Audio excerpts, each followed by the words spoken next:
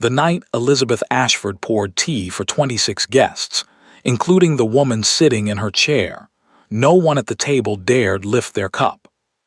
Not because the tea was cold, because her hands were perfectly steady. Later, people would say they had seen it coming. They would claim they had noticed the signs. The way the Duke looked through his wife rather than at her. The way Lady Vivienne Harlow laughed just a little too loudly in rooms she had no business being in. They would say, over their own tea, in their own safe drawing rooms, that of course it was only a matter of time. But that night, not a single soul at that table knew what Elizabeth Ashford was going to do next. Neither did she. Elizabeth had been trained for this life, the way a soldier is trained for war, methodically, thoroughly, and with the understanding that the battlefield would show no mercy. She was the second daughter of the Earl of Pembridge, which meant she was valuable but not precious, presentable but not dazzling. Her mother had made this distinction clear early. Your sister has beauty, Elizabeth. You have something more useful, sense. It was not said unkindly. It was simply said the way one states the weather. She had learned French, Italian, and the precise art of silence. She knew which fork preceded which course, which compliment opened a closed door, and which smile communicated disagreement without the vulgarity of an actual argument. By the time she was 22, she was considered, in the quiet assessment of London society, to be exceptionally accomplished. James Ashford, the Duke of Ashford, had chosen her for exactly these reasons. He had not pretended otherwise. Their courtship, if it could be called that, had lasted 6 weeks and involved 3 afternoon calls, 1 garden walk, and a dinner at which he had observed her manage a difficult seating arrangement with such seamless efficiency that he had apparently decided, then and there, that she would do. She had known this. She had accepted his proposal anyway. Because in 1887, a woman of sense understood that a good marriage was not a fairy tale. It was a contract, and James Ashford, whatever his shortcomings, was a man of his word, at least in the beginning. He had given her Ashford House. He had given her an allowance, a staff of 31, and a small estate in the countryside called Wren Cottage that she had immediately and quietly loved with her whole heart. He had given her his name and his arm at every function that required both. He was never cruel. He was never warm either, but Elizabeth had told herself that warmth was overrated. Warmth did not pay the bills. Warmth did not secure one's position. For 4 years, the arrangement had held. Then 14 months ago, James had come home from his club in unusually high spirits, and everything had begun to change, slowly at first, then all at once, the way a crack moves through fine porcelain. He began canceling dinners at the last moment. He began arriving home at hours that required no explanation only because she had learned not to ask for one. Small things disappeared from his attention, her opinion on the summer guest list, her request to repaint the east drawing room, the anniversary of their marriage. He was not absent exactly. He was simply elsewhere, even when he was standing directly in front of her. She noticed, she said nothing. That was her first mistake, she would later think. Not the silence itself. The silence had been correct, strategic, necessary. The mistake was believing that silence was enough. That if she remained impeccable, remained useful, remained the most competent woman in every room she entered, it would be sufficient armor against whatever was coming. It was not. The morning she understood this with full clarity was an ordinary Tuesday in October. She had been in the downstairs study reviewing household accounts when James appeared in the doorway, already dressed to go out. "I've invited someone for the weekend," he said, in the tone one uses to announce a slight change in dinner plans. "Lady Vivienne Harlow. We were acquainted years ago. She's recently returned to London." Elizabeth had looked up from the ledger. "Of course, I'll have the blue guest room prepared." "The rose room," he said. "She prefers natural light." He was gone before she could respond. She sat for a moment with her pen still in her hand. Then she dipped it carefully in the ink and returned to the accounts. She did not yet know the name Vivienne Harlow. She did not yet know what that name would come to mean, to James, to society, to her own life. But she remembered, very clearly, that he had known which room that woman preferred. And she had written that down, in the ledger she kept in her own mind, the one no one else would ever read. Not yet. Vivienne Harlow arrived on a Friday afternoon in a carriage that was, Elizabeth noted, slightly too fine for a woman of merely comfortable means. She was beautiful. Elizabeth had expected that. What she had not expected was the particular quality of that beauty. It was not soft, not delicate, not the kind that invited protection. It was deliberate, constructed with the same careful attention one gave to a weapon before carrying it into a room. She wore red, not a deep, safe burgundy, red, on a Friday afternoon arriving at another woman's home as a guest. Elizabeth received her in the entrance hall with a smile that had taken years to perfect, warm enough to be irreproachable, cool enough to communicate everything that mattered. "Lady Harlow, what a pleasure. I hope the journey wasn't too tiring." Vivienne looked at her, not at her face, at her. The way one looks at furniture one is considering rearranging. "Not at all," she said. "What a lovely house." She said it the way one says what a charming little dog, with a brightness that contained, at its center, absolutely nothing. James appeared behind Elizabeth then, and the temperature of the room changed. Not dramatically, just enough. The way a window opens somewhere and you feel the air shift before you can identify the source. "Vivienne." He said her name differently than he said other names. Elizabeth filed this away without expression. "James." Vivienne smiled, and for just a moment she forgot entirely that Elizabeth was standing there. Then she remembered, and the smile widened, which was somehow worse. The weekend proceeded with the precision of a very well-rehearsed performance, in which Elizabeth was the only one who had not been given the script. Vivienne was charming at dinner. She was clever, well-read, and had the particular talent of making every man in a conversation feel he had just said something uniquely intelligent. She deferred to James on everything, his opinions on politics, on art, on the estate, in a way that managed to feel like admiration rather than flattery. There was a difference, and Vivienne knew exactly where the line was. Elizabeth watched all of this from her end of the table and ate her soup, and said the correct things to the correct people, and smiled the correct smile.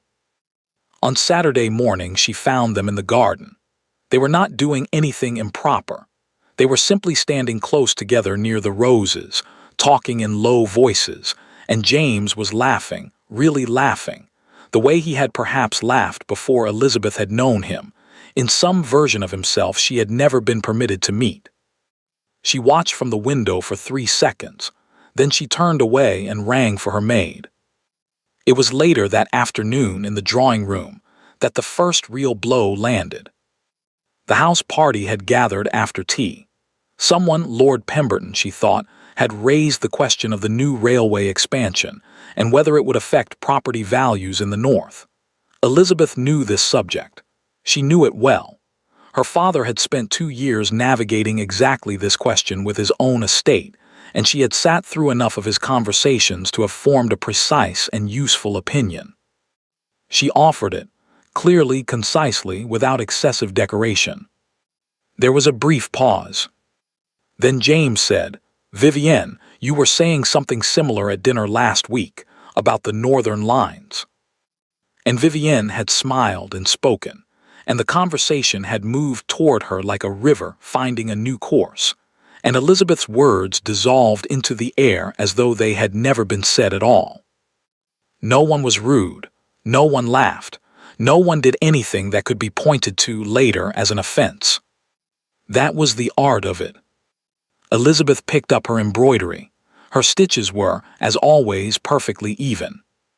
Vivienne stayed 3 days. When she left, she pressed Elizabeth's hand at the door and said, "You must come to my townhouse for tea. I insist." "How kind," said Elizabeth. She never intended to go, but she memorized the address anyway. That evening, James informed her that he had invited Lady Harlow to the Ashford winter dinner, the large one, the important one, the one Elizabeth had been planning since September. "Of course," said Elizabeth, "I'll add her to the seating arrangement." "She'll need a prominent seat," James said, already turning away. "She's an important connection." Elizabeth nodded once. She waited until he had left the room. Then she sat down at her writing desk, opened her notebook, and beneath Vivienne Harlow's name, which she had written there on the first evening in her neat, unhurried hand, she added 2 words. "The dinner." And she began to plan. The invitations had gone out 6 weeks prior, on Ashford House stationery, in Elizabeth's own hand. 26 guests, 4 courses, 2 footmen per table, the good silver, not the everyday silver, the good silver, the Ashford pieces that had been in the family since the previous century and came out only for occasions that warranted them. Elizabeth had planned every detail with the quiet thoroughness she applied to everything.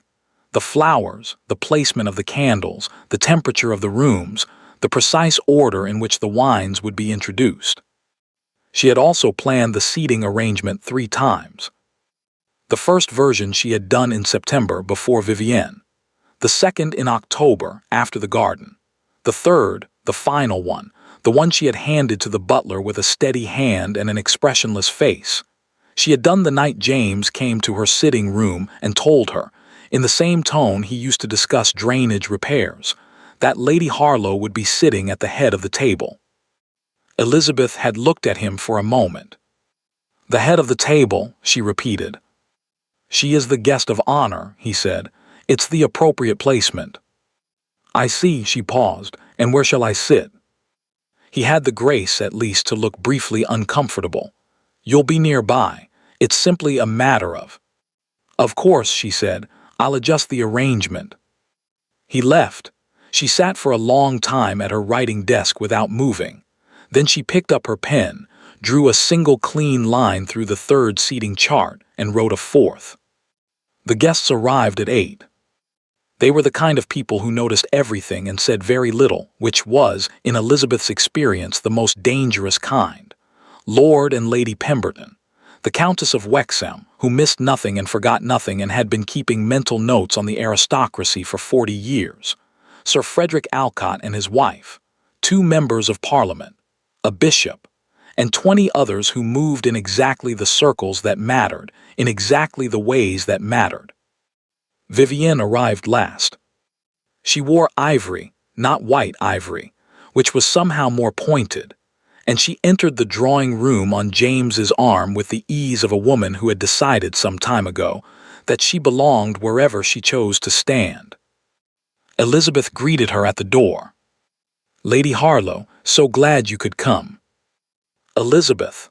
Vivienne had begun using her Christian name sometime in November without being invited to. "What a magnificent evening you've arranged." "Thank you," said Elizabeth. "Do come in." Dinner was announced at 9. The guests moved through to the dining room in the prescribed order, finding their places, settling into their chairs with the small rustlings and murmurs that preceded a formal meal. The candles were lit. The silver caught the light. Everything was exactly as it should be. Vivienne Harlow found her place at the head of the table. She sat down with the smoothness of someone who had been expecting this. Perhaps she had been. Perhaps James had told her. Elizabeth did not know and had decided by that point that it did not matter. What happened next took less than 30 seconds. Elizabeth, standing at the sideboard where the tea service had been placed, an unusual arrangement, but she had instructed the staff precisely, lifted the teapot. She moved to the first guest on her left. She poured. She moved to the next. She moved, unhurried and utterly composed, around the full length of that table, past the parliamentary members, past the Countess of Wexham whose eyes tracked her like a hawk, past her husband who had gone very still in his chair, all the way to the foot of the table where she sat last, and folded her hands in her lap. She had poured the tea herself, for all 26 guests, including the woman sitting in her chair. Her hands had not trembled once. The room was absolutely silent. It was the Countess of Wexham who recovered first. She lifted her cup, took a precise sip, and said to the gentleman beside her, "The Ashford blend. I've always found it exceptional." The table exhaled, conversation resumed, cutlery touched china, the first course was served. But something had shifted in that room, and every single person at that table felt it, even if not one of them could have said precisely what had changed. James did not look at Elizabeth for the rest of the meal. Vivienne smiled too much. And Elizabeth ate her dinner and spoke pleasantly to her neighbors, and at no point during the next 3 hours did her expression betray a single thing she was thinking. It was only later, much later, after the guests had gone and the staff had cleared, and the house had settled into its nighttime quiet, that she allowed herself to sit alone in the dark of her sitting room. She had not won anything tonight, she knew that. The chair at the head of the table was still Vivienne's chair in every way that currently mattered. James was still James. The situation was still the situation. But 26 people had watched her pour that tea. And 26 people would remember it. She had not cried. She had not raged. She had not committed a single act that anyone could call unseemly. She had simply been, with perfect clarity, exactly who she was in a room full of people who had been waiting to see her crumble. She reached for the notebook on her desk, opened it to Vivienne Harlow's page. Beneath the dinner she wrote 2 more words. They saw. Then she closed the notebook and went to bed and slept without difficulty for the first time in months. Margaret Ashford, the Dowager Duchess of Ashford, was 71 years old and had outlived 2 kings, 1 husband, and the patience of everyone who had ever underestimated her. She was small, sharp-boned, and dressed always in gray, not the soft, apologetic gray of half-mourning, but a hard, deliberate gray that suggested she had made her peace with the world and found the world somewhat lacking. She kept a house in Mayfair that smelled of beeswax and old paper, received visitors on Tuesday afternoons only, and had opinions about everything that she expressed with the serene confidence of someone who had stopped caring decades ago what anyone thought of them. Elizabeth had always respected her. She had never been entirely certain that Margaret respected her back. The invitation arrived 4 days after the dinner. Not a card, a letter, handwritten, in Margaret's angular script that looked like it had been taught by someone who believed penmanship was a moral virtue. Dear Elizabeth, come Tuesday, 11 o'clock, come alone. That was all. Elizabeth read it twice. Then she put it in her desk drawer beneath the notebook and told no one.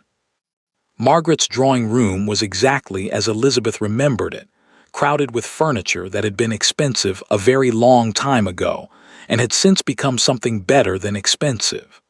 A fire burned despite the mildness of the day. 2 dogs of indeterminate breed occupied the best chairs with the confidence of animals who had never been told otherwise. Margaret was standing at the window when Elizabeth was shown in. She turned, looked her over in the thorough, unhurried way she looked at everything, and gestured to a chair that did not contain a dog. "Sit down, you look well. I expected you to look worse." "Thank you," said Elizabeth and sat. That was not entirely a compliment. Margaret settled into her own chair. "Tea." "Please." A maid appeared, poured, and disappeared. Margaret watched Elizabeth lift her cup and said, without preamble, "I heard about the dinner. I assumed you would. The Countess of Wexham tells me everything within 48 hours. It's one of the great reliabilities of my life." She paused. "She said your hands didn't shake." "No," said Elizabeth, "they didn't." Margaret studied her for a long moment. One of the dogs shifted in its chair and sighed heavily, as though it too was forming an assessment. "I don't like her," Margaret said finally. Lady Harlow, is there another woman currently making a spectacle of herself in my family's dining room? She set down her cup with a precise click. I didn't like her the first time James brought her round 12 years ago. I told him so then. He didn't listen. James has never listened to me about women, which is his single greatest failing and the one I find most inexplicable, given that I am myself a woman and have therefore been considerably more right about them than he has. Elizabeth said nothing. She was learning very quickly that silences in Margaret's company were not empty, they were tests. "You're not going to ask me what happened 12 years ago," Margaret observed. "I assumed you'd tell me when you chose to." Something shifted in the old woman's eyes, infinitesimally, but it shifted. "Good," she said, "that's good." She told her over the second cup of tea. 12 years ago, Vivienne Harlow, then Vivienne Castley, before her brief and strategically useful marriage to the late Lord Harlow, had attached herself to James during his third season. James had been 28, recently inherited the dukedom, and possessed of the particular vulnerability of a man who has suddenly become very important and is not yet entirely sure he deserves it. Vivienne had been 25 and had already understood, with crystalline precision, exactly what she wanted and exactly how to want it in a way that men found irresistible. It had lasted 8 months. It had ended, Margaret said, because she herself had ended it, through means she did not specify, in a tone that made clear she did not intend to. She married Harlow 6 weeks later, Margaret said. He was 63 and unwell and dead within the year, which surprised no one. She got the title and a modest income and apparently decided, at some point in the intervening decade, that modest was no longer sufficient. Elizabeth processed this. "And James, does he know you were involved in ending it?" "James knows what I allow him to know." A pause. "He is my son and I love him. He is also, in certain respects, a fool. These things are not mutually exclusive." Elizabeth looked at her hands. "Why are you telling me this?" Margaret was quiet for a moment. Outside, a carriage passed. One of the dogs opened one eye, decided the situation required no action and closed it again. "Because," Margaret said, "you are the Duchess of Ashford, and because what is being done to you in that house is an embarrassment to this family that I will not tolerate." She paused. "And because you didn't break. At that dinner, you didn't break, and I wanted to see if you understood why that mattered." "I think I do," said Elizabeth quietly. "Good." Margaret reached forward and refilled Elizabeth's cup without being asked. "Then I'm going to tell you something else. Something about this family that James has apparently forgotten." She set the teapot down. "The Ashford family records everything," she said. "Every transaction, every debt, every arrangement that has ever been made on behalf of this house, going back 140 years. She met Elizabeth's eyes. "Everything." The fire crackled. Elizabeth did not look away. "The ledgers," she said carefully, "are kept where?" The corner of Margaret's mouth moved. It was not quite a smile. It was something more considered than a smile. "The library," she said, "third shelf from the left, behind the Debrets." Elizabeth left Mayfair at 12:30. She walked rather than taking the carriage, despite the cold, because she needed the air and the movement and the particular clarity that came from putting one foot in front of the other on a London pavement, while her mind worked very quickly and very quietly. Margaret had not told her what to do. She had not offered a plan or a strategy or a next step. She had simply opened a door and stepped back and allowed Elizabeth to decide whether to walk through it. Elizabeth had decided. She was home by 1. She went directly to the library, third shelf from the left, behind the Debrets. The ledgers were exactly where Margaret had said they would be. She took the most recent 3 to her sitting room, locked the door and began to read. Elizabeth was not, by nature, a dramatic woman. She did not gasp. She did not press her hand to her mouth. She did not feel the room tilt or the candle flicker in any way that felt symbolic. She simply sat at her writing desk in the gray afternoon light, turned the pages of the Ashford household ledger with careful hands, and read. And read. And read. It took her 2 hours to find the first entry. It took her another 40 minutes to understand what she was looking at. And it took her, after that, precisely no time at all to understand what it meant. The payments had begun 14 months ago. Which was, she noted, the same month James had come home from his club in unusually high spirits. They were not labeled with Vivienne's name. James was not that careless. They were recorded under a series of innocuous headings: property maintenance, legal consultation, estate miscellaneous, small enough individually to pass without question, significant enough, accumulated over 14 months, to constitute a number that made Elizabeth sit very still in her chair for a long moment.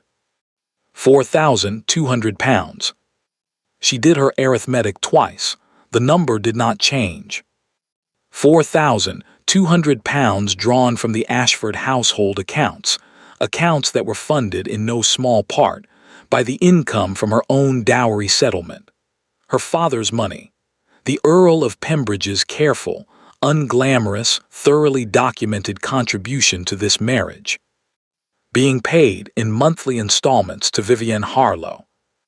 Elizabeth set the ledger down. She stood up, walked to the window, looked out at the garden for approximately 30 seconds, then walked back and sat down and picked up the ledger again. She was not finished. The second discovery took longer because she was not looking for it. She had moved to the oldest of the 3 ledgers, more out of thoroughness than expectation, and was working her way through entries from 8 years prior when a name caught her eye. Not Vivienne's name, another name entirely. Lord C. Beaumont. She knew the name. Everyone knew the name, in the way one knows the names of things that have been carefully buried, because the burial itself becomes a kind of knowledge. Lord Christopher Beaumont had been a minor scandal 6 or 7 years ago. Something murky, something that had lasted approximately 1 season in the public conversation, before disappearing with the particular efficiency of stories that powerful people prefer not to tell. She had never known the details. She had not thought to wonder. She wondered now. The entry was brief. A payment substantial, a single lump sum rather than installments, recorded under asterisk legal settlement, private matter, and cross-referenced with a solicitor's name she did not recognize. The date was 10 years ago, before James had married her. Before, she calculated quickly, Vivienne had married Lord Harlow. She stared at the entry for a long time. Then she went to James's study. He was at his club. She knew his schedule with the precision of a woman who had learned to track such things, and found, in the lower drawer of his desk, the correspondence files she had known were there and never previously had reason to open. It took her 20 minutes to find the solicitor's letter. It took her 5 minutes to read it. She sat in her husband's chair in her husband's study with the letter in her hands, and understood, with complete and terrible clarity, exactly what Vivienne Harlow was. Lord Beaumont had not been Vivienne's victim. He had been her previous attempt. 10 years ago, Vivienne Castley, not yet Lady Harlow, not yet anyone's widow, had attached herself to Lord Beaumont in precisely the manner she had since attached herself to James. The attachment had progressed. Certain promises had apparently been made or implied, or constructed with sufficient artfulness that they could be argued either way depending on who was doing the arguing. When Beaumont had attempted to end the arrangement, Vivienne had produced letters, or something very like letters, documents that suggested an intimacy that would, if made public, ruin him, and more critically, ruin his recently married daughter, who had done nothing whatsoever to deserve it. Beaumont had paid, handsomely, quietly, and with the particular thoroughness of a man who wanted the matter to disappear so completely that even its shadow would not remain. The solicitor's letter, addressed to James, 8 years ago, was a warning. A colleague of Beaumont's, A man who knew James slightly and felt he ought to know, passing along the information in the careful, deniable language of gentlemen who cannot quite bring themselves to say plainly what they mean. James had kept the letter, which meant James had known. Elizabeth read the letter a second time, then a third. Then she folded it with great care along its original creases, returned it to its envelope, replaced it in the correspondence file, closed the drawer, and stood up. She walked to the window. The garden was darkening. Somewhere in the house a clock struck 5. James had known who Vivienne was, what she was. He had kept a letter documenting it and filed it neatly away, and then, 8 years later, invited her into this house anyway. Elizabeth stood at the window for a long time. She was not angry, or rather, she was angry profoundly in a way that had weight and temperature and a very specific shape. But the anger was not the loudest thing she felt. The loudest thing was something colder and more useful. Clarity. She knew now. She knew what Vivienne was, what she wanted, what she had done before, and what she was positioned to do again. She knew about the payments. She knew about Beaumont. She knew about the letter.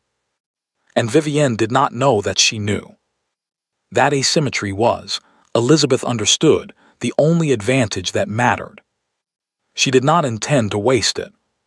She returned the ledgers to the library that evening, third shelf from the left, behind the Debrets, precisely as she had found them. Then she went to her sitting room, opened her notebook, and turned to Vivienne Harlow's page. She did not write anything immediately. She sat for a while in the firelight, thinking with the particular stillness that looked, from the outside, like a woman doing nothing at all. Then she wrote in her neat, unhurried hand. Beaumont, the letters, the payments, he knew. She looked at it for a moment. Then beneath it, she wrote one more line. Wait, not yet, the right moment. She closed the notebook. She would wait. She was good at waiting. She had been practicing without knowing it for years. But she was not, she had decided, going to wait forever. The letter arrived on a Thursday morning in February. Elizabeth was at breakfast when James brought it in, which was itself unusual enough to make her set down her cup. James did not typically attend breakfast. James attended breakfast approximately 4 times a year, on occasions that invariably preceded something she was not going to enjoy. He sat down. He did not pour himself tea. He placed the letter on the table between them, in the careful way one places something one has already decided to do and is now simply performing the courtesy of appearing to discuss. I've had an offer, he said, for Wren Cottage. Elizabeth looked at the letter. She did not touch it. An offer, she repeated. A very reasonable one. The property has been underutilized for some time. It costs more to maintain than it returns, and frankly the funds could be better directed toward. Toward what, James? He paused. Something moved across his face, not guilt exactly, but its thinner, more evasive cousin. Toward the estate, he said, various improvements. The fire crackled. A footman stood motionless near the sideboard, examining the middle distance with the practiced blankness of a man who had learned that the less he appeared to hear, the more comfortable everyone's mornings remained. Elizabeth looked at her husband. She thought about the ledger. £4,200, various improvements. Wren Cottage, she said, was part of my dowry settlement. It was transferred to the estate upon our marriage. Legally it is. I know what it is legally, James. A silence. It's a small property, he said, with the gentleness of a man who believes that tone can substitute for substance. You've hardly been there in 2 years. This was true. She had not been to Wren Cottage in 2 years because 2 years ago James had begun scheduling obligations on every weekend she had previously reserved for it, and she had accommodated those obligations because she had been, at that point, still operating under the assumption that accommodation was a form of investment, that if she gave enough, adjusted enough, made herself small enough in the places that seemed to matter to him, Something would eventually return to her in kind. She understood now, with the clarity that had been building in her since the ledger, since the letter, since the dinner, since the garden, since that first Friday afternoon when Vivienne Harlow had stepped out of a carriage in red and looked at this house like she was already measuring the curtains. She understood that accommodation had not been an investment. It had simply been a loss. When, she said, is the sale to be completed? End of the month. 23 days. She nodded once. She picked up her cup. She finished her tea. Thank you for telling me, she said. He left the room. The footman continued to examine the middle distance. Elizabeth sat for a moment longer, then folded her napkin, placed it beside her plate, and went upstairs. She did not go to her sitting room. She went instead to her bedroom, her own bedroom, which she had occupied alone for the past 8 months, since James had taken to sleeping in the east wing without explanation, and she had taken to not requiring one. She sat on the edge of the bed and put her hands in her lap and looked at the wall. Wren Cottage. She had loved it from the first moment she had seen it, in the early weeks of her marriage when James had still been making the effort that men make in early weeks, before the effort reveals itself to be finite. It was not grand. It was not impressive. It was a low stone house with deep windowsills and a garden that had clearly once been beautiful and was currently in an advanced state of optimistic disorder. And the moment she had walked through its door she had felt, for the first and, as it turned out, only time in her marriage, that she was somewhere she actually belonged. She had planted roses in that garden, her own hands. She had spent 3 consecutive weekends one summer doing nothing but reading in the window seat of the upstairs bedroom, watching the light change over the hills. She had kept a second notebook there, not the one with Vivienne's name in it, a different one, a softer one, full of nothing more significant than observations about the weather and what she had read and what she had thought about it. That was all it was. A cottage, a garden, a window seat, a place where she was simply Elizabeth, not the Duchess of Ashford, not the second daughter of the Earl of Pembridge, not a contract or a function or a very efficient solution to a seating arrangement. And he was going to sell it. Not because the estate needed the money. She knew, from the ledger, exactly where the estate's money was going.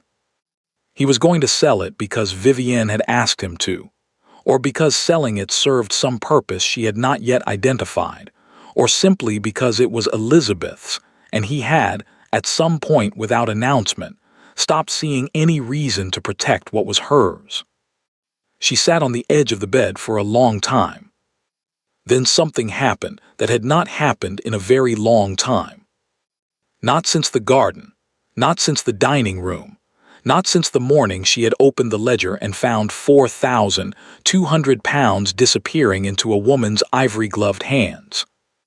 She felt, moving through her, slow and enormous and long overdue, something that was not grief and not fear, and not the careful, managed anger she had been keeping at a precise and useful temperature for months.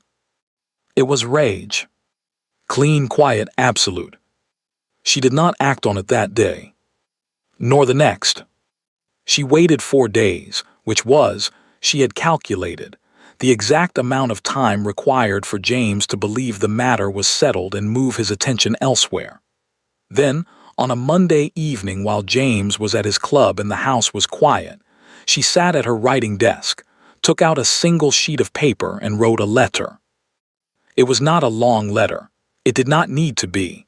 The most precise instruments are rarely large. She addressed it, sealed it, and held it in her hands for a moment. It was not addressed to Vivienne. It was not addressed to James. It was not addressed to a solicitor or a magistrate or any of the obvious recipients one might imagine for a letter written by a woman in her position, at her limit, with everything she knew. It was addressed to a woman named Mrs. Dorothea Alcott, wife of Sir Frederick, who had been at the dinner, who moved in every circle that mattered, who had known Vivienne Harlow in a previous life in a way that Elizabeth had discovered, through careful and patient inquiry, had not ended pleasantly. The letter contained three things: a question of fact and an invitation to tea. Elizabeth rang for her maid. "See that this is delivered tomorrow morning," she said, "first thing." "Yes, Your Grace." She watched the letter leave her hand. Then she opened her notebook, turned to Vivienne Harlow's page, and drew a single, clean line beneath everything she had written there. Below the line she wrote 4 words: "The right moment, now." The thing about London society, Elizabeth had long understood, was that it did not punish scandal. It punished boring scandal. A man keeping a mistress was not interesting. A man keeping a mistress while his wife quietly deteriorated was not interesting. These were stories as old as the city itself, worn smooth by repetition, no longer capable of producing more than a mild, collective sigh over the soup course. But a woman with a history, a woman who had done it before, to another family, in another drawing room, with the same hands and the same smile and the same careful architecture of destruction, that was interesting. That was the kind of story that London society picked up and turned over and examined from every angle with the focused attention of people who have been given something genuinely new to look at. Elizabeth had understood this when she wrote the letter. She had understood it when she chose Dorothea Alcott. And she understood it now, sitting in Dorothea's pale yellow morning room on a Wednesday, watching the older woman read the single page she had handed her with the careful, unhurried attention of someone who grasps, very quickly, that what they are holding is not merely a piece of paper. Dorothea Alcott was 53, silver-haired, and possessed of a social network so vast and so meticulously maintained that Elizabeth had once heard the Countess of Wexham describe her, with genuine admiration, as the exchange upon which London's real currency is traded. She had known Vivienne 12 years ago, had, in fact, introduced her to certain circles, under the impression that Vivienne was something she had subsequently discovered she was not. That discovery had cost Dorothea nothing material, but it had cost her something she valued considerably more than money: her judgment. Dorothea Alcott did not forgive errors in judgment, especially her own. She finished reading.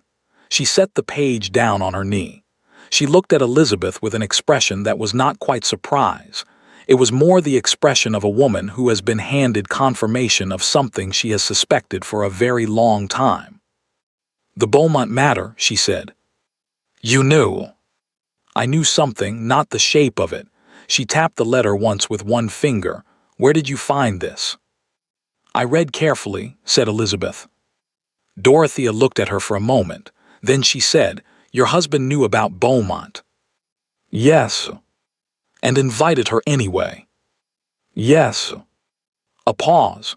Something moved through Dorothea's expression, not sympathy exactly, but something adjacent to it, something with more steel in it than sympathy. "What is it you want, Elizabeth?" Elizabeth folded her hands in her lap.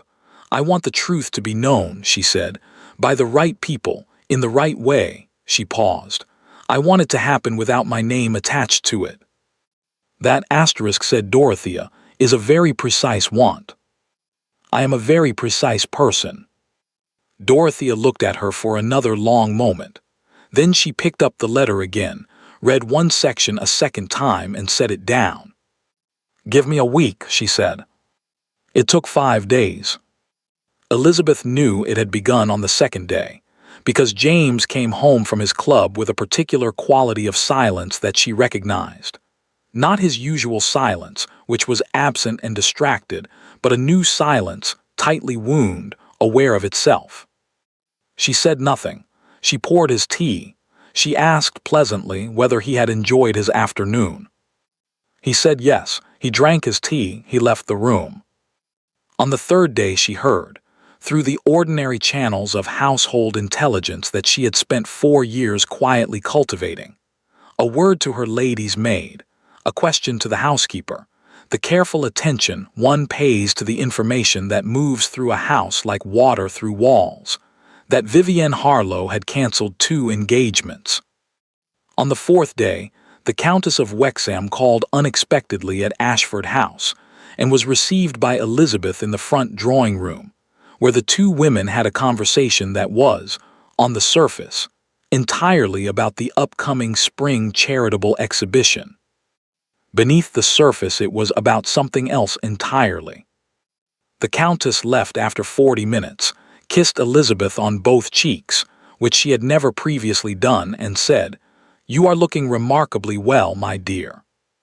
"Thank you," said Elizabeth. "I am feeling remarkably well." She meant it, she realized, as she said it. On the 5th day, James came to her sitting room. He did not knock. He did not need to. It was his house, technically, legally, in all the ways that currently mattered and several that soon would not. He came in and stood in the middle of the room with the particular posture of a man who has arrived somewhere without being entirely certain how to proceed now that he is there. Elizabeth was reading. She finished her paragraph before she looked up. "James." He was quiet for a moment. He looked, she thought, older than he had looked in October. Not in a way that produced sympathy particularly, but in a way she noticed. "There are things being said," he began. "Are there?" "About Lady Harlow, about certain matters from years ago." "I see." "I don't know how," he stopped, started again. "It's causing difficulties." "I imagine it is." He looked at her, really looked at her, in the way he had perhaps looked at her when she was managing that difficult seating arrangement at a dinner years ago, before he had decided that looking at her was no longer necessary. There was something in his expression she had not seen before. Not remorse exactly. Not yet. But the precursor to remorse, the dawning, uncomfortable awareness that one has made a series of decisions whose consequences are now arranged in a row, waiting to be accounted for. "Elizabeth," he said, "I need." "I know what you need, James," she said. She set her book down, her voice was entirely calm. "Sit down." He sat. And for the first time in 4 years of marriage, Elizabeth Ashford spoke first. She did not rage. She did not weep. She did not produce the notebook or reference the ledger or name the sum of £4,200, though she felt each of those things present in the room with her like quiet witnesses. She spoke for 11 minutes. She knew because she watched the clock on the mantelpiece, not because she was timing herself, but because precision had always been her comfort and she found it comforting now. She told him what she knew. Not everything, she was precise, not exhaustive. She told him enough. She told him about Beaumont. She told him about the letter she had found in his own desk. She told him, quietly and without drama, that she was aware of where the household funds had been directed for the past 14 months. She told him about Wren Cottage. At this last one, something crossed his face that was, finally, unmistakably, the thing itself, not its precursor, remorse.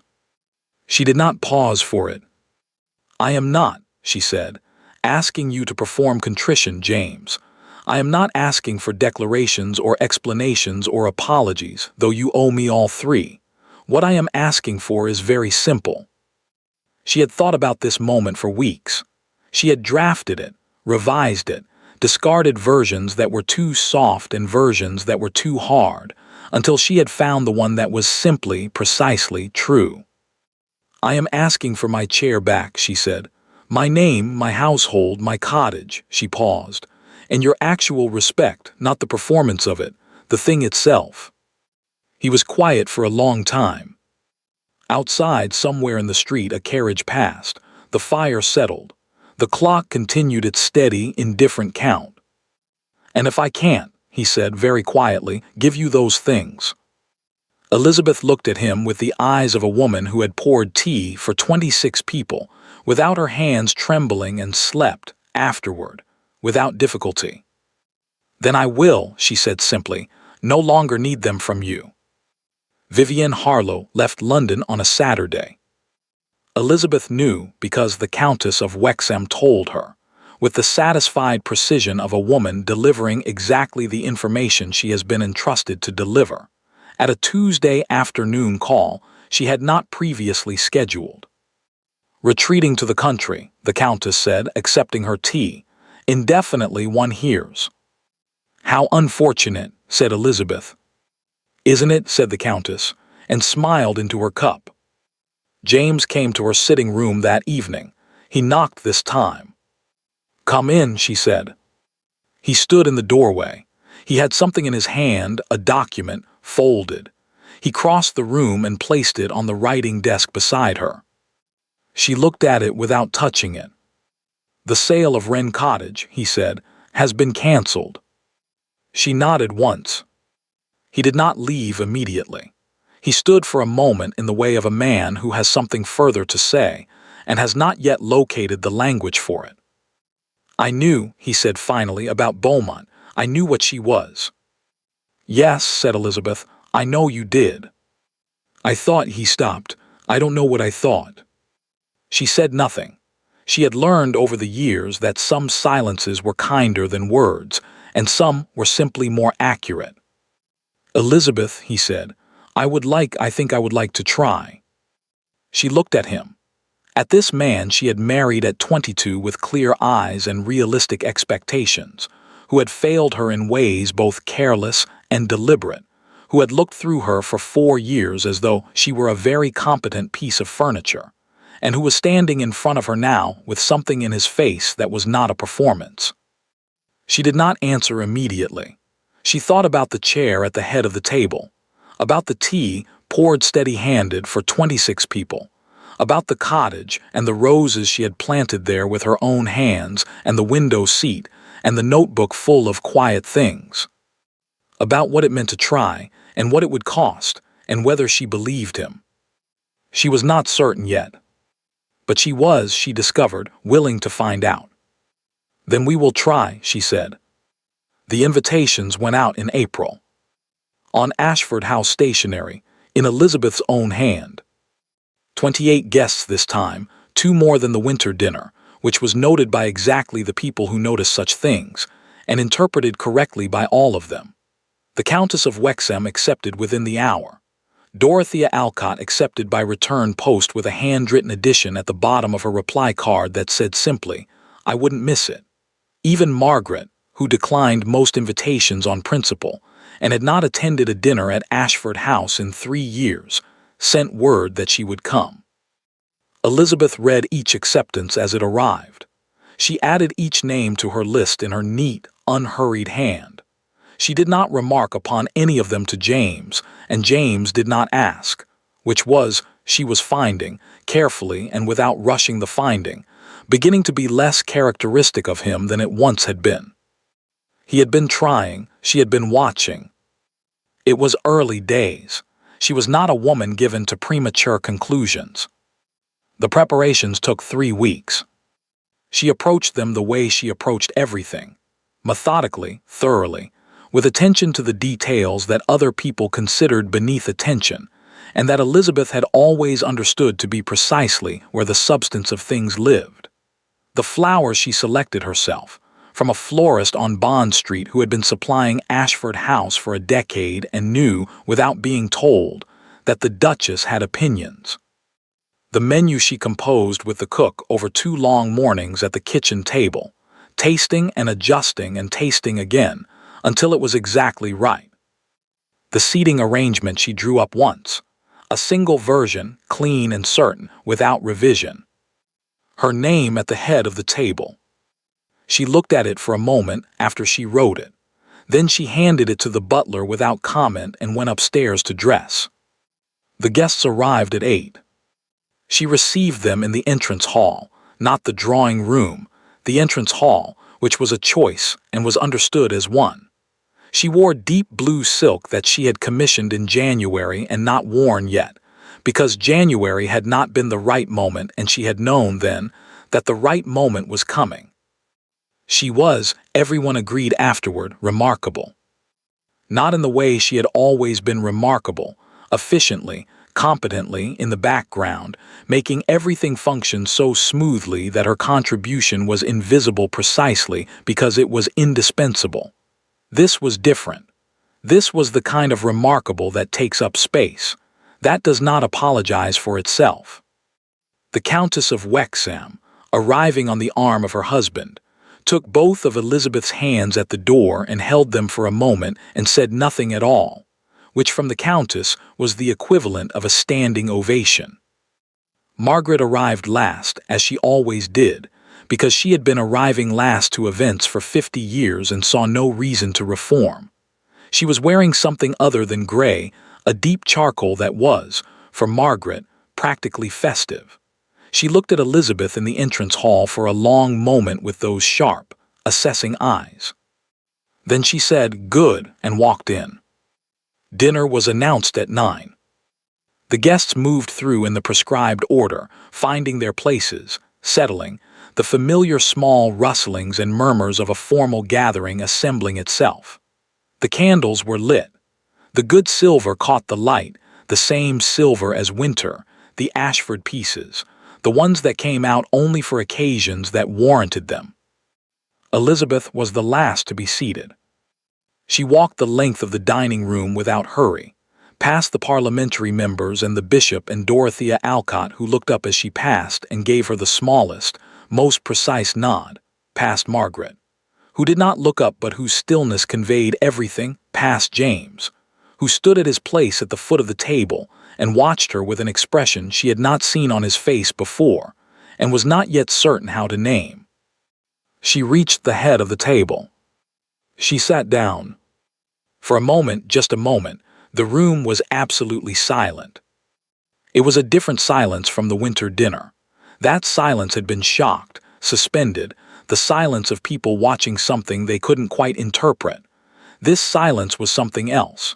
It had weight to it, recognition, the particular held-breath quality of a room full of people who understand that they are witnessing something they will describe later to people who weren't there. Then Margaret lifted her wine glass. She did not say anything. She simply lifted it, in Elizabeth's direction, with the deliberate precision of a woman making a statement she has been composing for some time. Around the table, one by one, the glasses rose. James's was the last. He lifted it slowly. He looked at his wife across the long, candle-lit distance of the Ashford dining table, past the silver, past the flowers, past 26 years of family history and 4 years of their own, and he held her gaze with an expression that was, Elizabeth decided, the one she had not been able to name. It was, she thought, the beginning of respect. Not the performance of it, the thing itself. She inclined her head, very slightly. Then she turned to the guest on her left and began, with the ease of a woman entirely at home in her own chair, to speak. The dinner lasted 4 hours. It was, by any measure that London society applied to such things, a triumph. The food was exceptional. The conversation was brilliant. The flowers were perfect. And the Duchess of Ashford was, everyone agreed, in the carriages home, and the drawing rooms the following morning and the letters exchanged across the following week. Utterly, completely, magnificently herself. The Countess of Wexham was heard to say, at no fewer than 3 separate engagements in the days following, that it was the finest dinner she had attended in a decade. She did not mention Vivienne Harlow's name once. Nobody did. It was past midnight when the last carriage rolled away, and the house settled into quiet. The staff moved through the dining room with practiced efficiency, clearing and extinguishing and restoring. Elizabeth stood in the entrance hall in her blue silk and watched them work with the satisfactions of a woman whose plans have arrived, at last, exactly where she intended them to. James appeared beside her. He had been directing the footmen in the cloakroom and looked, she thought, more at ease than he had in months. The wound-tight quality that had lived in him since February had loosened. Not gone, she was not naive about the distance still between them, the accounting that still remained to be done, but loosened. It was a remarkable evening, he said. Yes, she agreed, it was. A pause. Around them the house worked and breathed. "The seating arrangement," he said. "It was correct." She looked at him. "It was," she said simply. He nodded. He seemed to want to say something further and to be finding, as he often did, that the language for it was not immediately available to him. She watched him search for it with a patience that was, she realized, genuinely patient now rather than strategic, a patience that came from something other than calculation. "I would like," he said finally, "to see Wren Cottage. I thought perhaps in the spring." "Yes," she said, "I'd like that." He looked at her for a moment, then he offered his arm. She took it.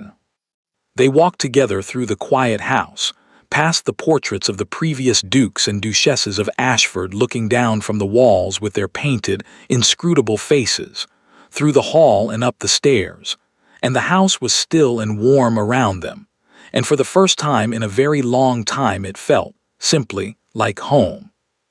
2 years later, the roses at Wren Cottage were exceptional that summer. Elizabeth had replanted the east bed in April, on her knees in the good Devon soil with her gardening gloves and her second notebook beside her on the grass, the soft one, the one full of weather observations and reading notes and quiet thoughts, and by July the results were, she felt, everything she had intended. She was sitting in the window seat of the upstairs bedroom on a Saturday afternoon when she heard the carriage on the gravel below. She did not move immediately. She finished the paragraph she was reading, marked her page, and looked out the window at the garden with the unhurried attention of a woman who has learned, properly this time and not as strategy, to take her time. James came through the gate carrying what appeared to be a very large and structurally ambiguous arrangement of wildflowers, which he had clearly gathered himself from the fields on the far side of the property, and which suggested a sincerity of effort that more than compensated for its lack of formal elegance. She watched him look up at the window. She raised her hand. He raised the flowers. She laughed, really laughed, the way she had perhaps laughed before she had known him. In some version of herself she had thought was gone for good and had discovered, with considerable surprise, was merely waiting. They had not had an easy 2 years.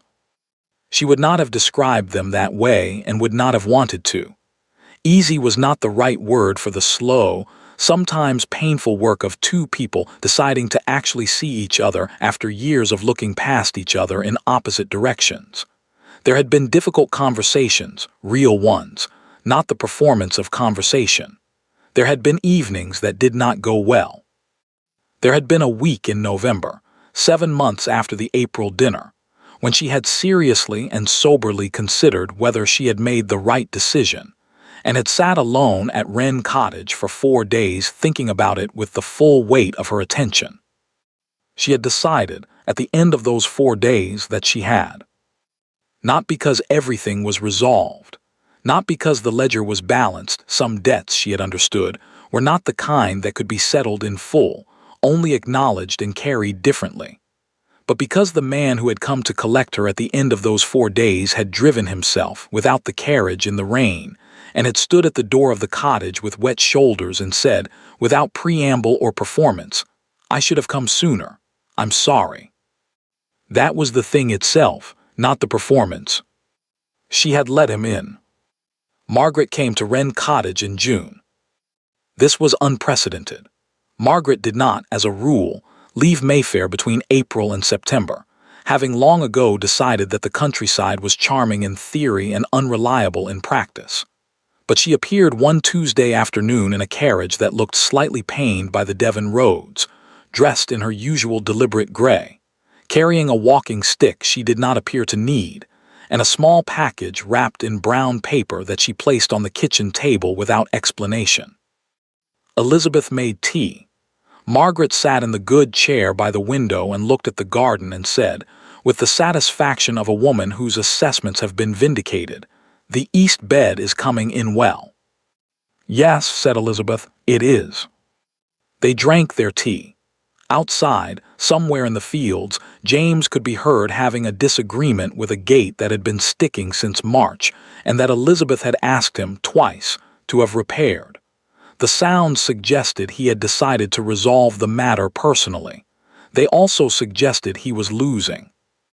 Margaret listened to this for a moment. The corner of her mouth moved. "He was always better with people than with gates," she said. "He's improving," said Elizabeth, "with both." Margaret looked at her with those sharp, assessing eyes. Something in them was, if not soft, Margaret did not do soft, then at least less armored than usual. The look of a woman who has reached the end of a long project and found the result, on balance, acceptable. "Open the package," she said. Elizabeth unwrapped it. Inside was a small, leather-bound notebook. Old clearly, the leather worn soft with age, the pages thick and cream-colored and entirely blank. She looked at it for a moment. "It was mine," Margaret said. "When I was young, I never used it. I was always too busy deciding things to write them down." A pause. "I thought you might have a better use for it." Elizabeth ran her thumb along the edge of the pages. "Thank you, Margaret." "Don't thank me." The old woman picked up her cup. "Use it." Outside, the gate apparently conceded. Footsteps on the garden path. The sound of the kitchen door. James appeared, slightly disheveled, with the expression of a man who has won an argument with an inanimate object and feels this reflects well on him. He looked at Margaret. "Mother, I didn't know you were coming." "I know," said Margaret. "That was the point." She looked at him over her teacup with the loving, exasperated precision of a woman who has been assessing the same person for 43 years. "You have mud on your jacket." "The gate has been sticking since March," said Elizabeth. "I mentioned it." "Twice," said Margaret. James looked between them. Something crossed his face, a flicker of the particular expression of a man who understands that he is, at this moment, and possibly in general, somewhat outmatched. Then he laughed. And Elizabeth laughed, and after a moment, with the grace of a woman who had decided long ago that dignity and laughter were not mutually exclusive, Margaret laughed too, in the kitchen of Wren Cottage on a June afternoon with the roses coming in on the east bed, and the tea going cold and the gate finally, thoroughly fixed. It was later, after Margaret had gone and James had fallen asleep in the garden chair in the early evening sun with a book open on his chest, that Elizabeth sat in the window seat and opened the new notebook. She held her pen for a moment, looking out at the garden, at the roses, at her husband sleeping in the gold light with his mouth slightly open and his book sliding slowly toward the grass, and his face, in sleep, entirely unguarded, the face, she thought, of the man he actually was, underneath everything he had performed and everything he had failed at and everything he was still, quietly, working to become. She thought about the other notebook, Vivienne Harlow's page, the 4 words she had written the night she decided. The right moment now. It had been the right moment. And it had worked. Not because she had been ruthless, she had not been ruthless. Not because she had destroyed anyone, she had not destroyed anyone, not even Vivienne, who had retreated to the country and would, Elizabeth suspected, resurface eventually in some other drawing room, attaching herself to some other household. That was Vivienne's nature, and Elizabeth had long since stopped expecting nature to reform itself simply because it was inconvenient. It had worked because she had been, with absolute consistency, precisely herself. That was all. That was the whole of it. She looked down at the blank page of Margaret's notebook. She wrote the date, then beneath it one line. "The east bed is exceptional this year." She looked at it for a moment. Then she smiled, the real one, the one that had nothing to do with drawing rooms or dinner tables or the precise management of difficult situations, and turned the page. She had, she thought, a great deal more to write. Thank you for listening to the story all the way to the end. If you enjoyed one of our stories, let us know where you're watching from in the comments. And if you'd like to support the channel, you can join as a member or send a super thanks or super chat. Your support helps us continue creating more stories like this. Don't forget to subscribe for more stories.